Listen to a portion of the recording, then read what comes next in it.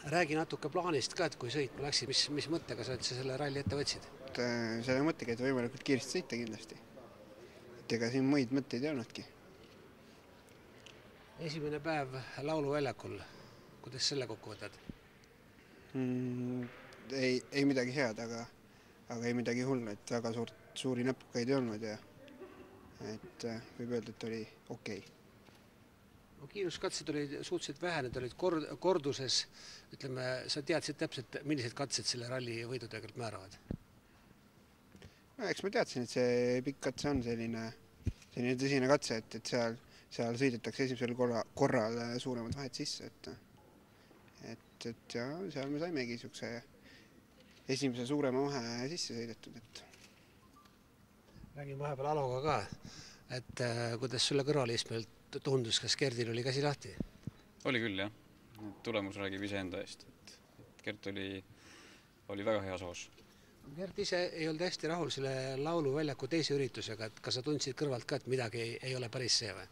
No seal võib-olla läksid mõned nurgad natuke laiaks, et ajakaotust selle lühikesel katsel kogunes natuke liiga palju. Et see võib-olla jah, väike probleem oli, aga me teadsime, et selle esimese päeva lühikeste katsetega ei otsustata tegelikult midagi, et tegelikult kogu ralli on ikkagi teisel päeval. Paljud mehed käisid kätt proovimas Kehtna ralli sprindil, et saada endast ja meeskonnast ja autost ülevaade, et seal läks sul kõik täkka. Kas võtsid seda asja väga tõsiselt? No, ikka tõsiselt, kõik tuleb tõsiselt võtta, et eks igat võistlust võtab tõsiselt. Kas on vahe ka, ütleme, kas sõidad ühte kiiruskatset, nagu seal Kehtnas oli, või Tallinna ralli ühte kiiruskatset? Eks ikka on vahe, et üks on ralli ja teine on ralli sprint, et rallil on lihtsalt, ralli koosneb lihtsalt mitmest ralli sprindist põhimõtteliselt, võib nii öelda. Nii ta on.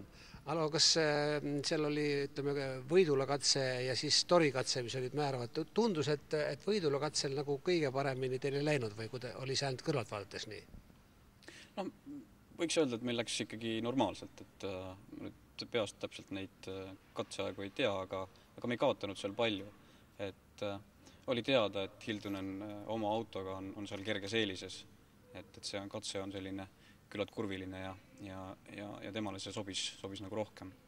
Aga seevastu me olime jälle veendunud, et päeva esimesed katsed ja päeva viimased katsed pikkade sirgetega on jälle meil võib-olla kerge eelis, nii et nii ta tuli. Ja see on vahva võidusõit, kui viimase katsega selgub võitja, aga võiduvõimalused olid tegelikult ju vähemalt 3 paaril viimase katse eel. Kuidas sa tundsid ennast? Ütleme, et viimase katse eel tundsin ennast täitsa hästi, et kuna esmakordsel läbi sellel katsel me saime parima aja, et siis ka selles suhtes, et enesetunne oli hea ja et olin endast kindel ja läksin lihtsalt enda sõitu sõitma. No kui see viimane katse lõpuni sõideti, et oli sul juba siis selge pilt?